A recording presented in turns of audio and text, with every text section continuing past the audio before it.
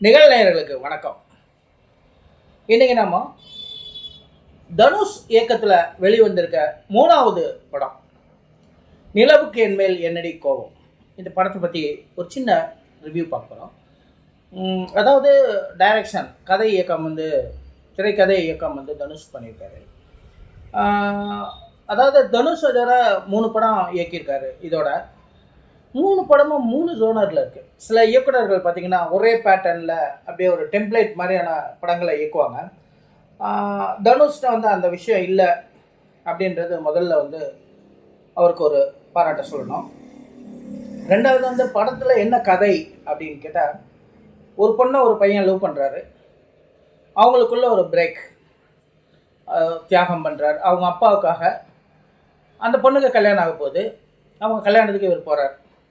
Climax என்ன, அந்த பொண்ணு அந்த பையனை கல்யாணம் பண்ணாங்களா இல்லையா, இந்த மாதிரி இந்த டெம்ப்ளேட் பல படங்களில் வந்த டெம்ப்ளேட் தான். ஆனால் அதை புதுசாக கொடுத்துருக்காரு. அதுலேயும் இந்த கதையில் பார்த்திங்கன்னா இந்த சமையல் கலை, செஃப்பு, இந்த மாதிரி நிறைய படங்கள் வந்தாலும் இந்த படம் கொஞ்சம் ரசிக்கிற மாதிரி தான் இருக்குது. ஜிவி பிரகாஷ் மியூசிக், ஒரு நிறைய பாட்டு, ஒரு 6-7 பாட்டு, பெரும்பாலான பாடல்களை தனுஷ் தான் பாடியிருக்காரு. அதே மாதிரி ஹீரோவுக்கு தனுஷ் தான் குரல் கொடுத்துருக்காரு. ஹீரோ கூட ஏறக்குறைய தனுஷ் சாயலில் தான் இருக்கார். படம் பார்க்கும்போது ஒரு தனுஷ் இருக்க மாதிரியே இருக்கும். என்ன ஒரு கெஸ்ட் அப்பீரியன்ஸாக தனுஷ் இந்த படத்தில் வந்திருந்தாக்கா இன்னும் கூட நல்லா இருந்திருக்கும். எல்லாருமே எதிர்பார்த்த ஒரு விஷயம், ஒரு கெஸ்ட் ரோலாவது தனுஷ் வருவார் அப்படின்னு சொல்லிட்டு. கெஸ்ட் ரோலில் தனுஷ் வரலை. மற்றபடி பார்த்திங்கன்னா மியூசிக் படத்துக்கு ஒரு நிச்சயமாக ஒரு ப்ளஸ் அப்படின்னு தான் சொல்லணும்.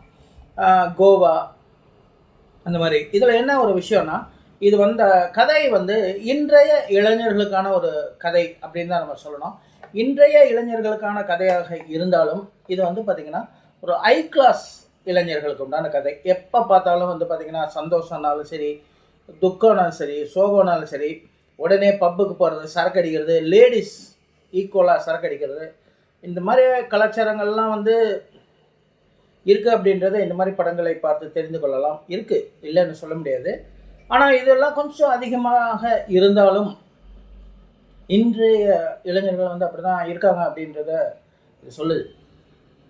கோவா இந்த மாதிரி கேமராவை பொறுத்தளவில் ஒரு உண்மையாலுமே ஒரு அற்புதமான ஒரு கேமரா. காட்சிகள் வேறு லெவலில் இருக்குது. அதே மாதிரி இந்த 5 ஸ்டார் பணக்கார கல்யாணம், 7 நாள் கல்யாணம் எப்படி நடக்கும் அப்படின்றதெல்லாம் ரொம்ப டீட்டெயிலாக பண்ணியிருக்காங்க. படம் நல்லா இருக்குது, பார்க்கலாம் ஒரு முறை. பாய்.